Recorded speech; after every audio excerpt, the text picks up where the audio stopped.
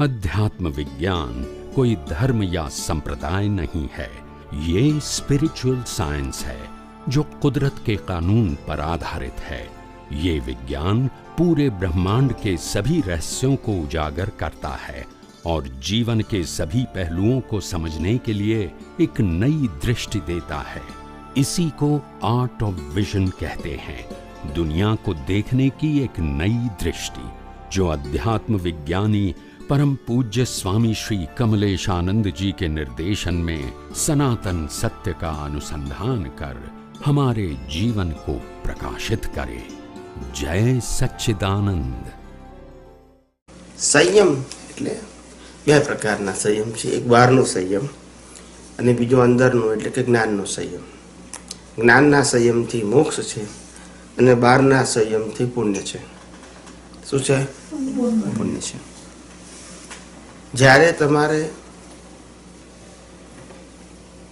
લોક કલ્યાણના નિમિત્ત બનવું હોય ત્યારે બહારનો સંયમ પહેલા જોઈએ।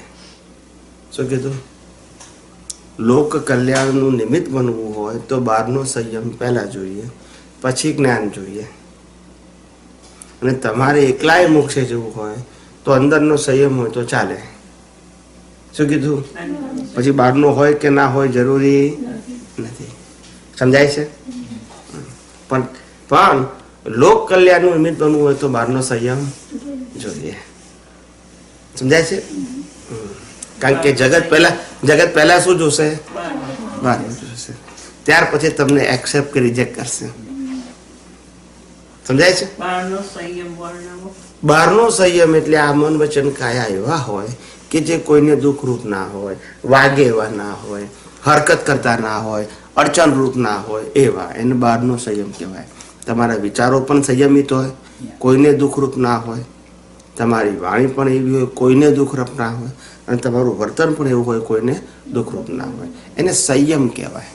ઉપજાવે સંયમ પરિણામ, એટલે કે તમારી પ્રકૃતિ સંયમમાં હોય અને અંદર જ્ઞાન હોય તો એ સંયમ પરિણામ ઉપજાવે। એટલે બહારની પ્રકૃતિ સંયમમાં હોવી એને ચારિત્ર કહેવાય। બાહ્ય ચારિત્ર, જે જગત જોઈ શકે, જે જગત જોઈ શકે, અને અંદરનું ચારિત્ર છે એ પોતે જ અનુભવી શકે। આજે જ્ઞાની પુરુષ દાદા ભગવાન કે અમારું દર્શન ખુલી ગયું છે, અમને આખું આ જગત ઉઘાડી નાખે, જેમ છે તેમ દેખાય, એવું જ્ઞાની પુરુષ જ્યારે કે એ એમનો આંતરિક દર્શનનો પ્રશ્ન છે।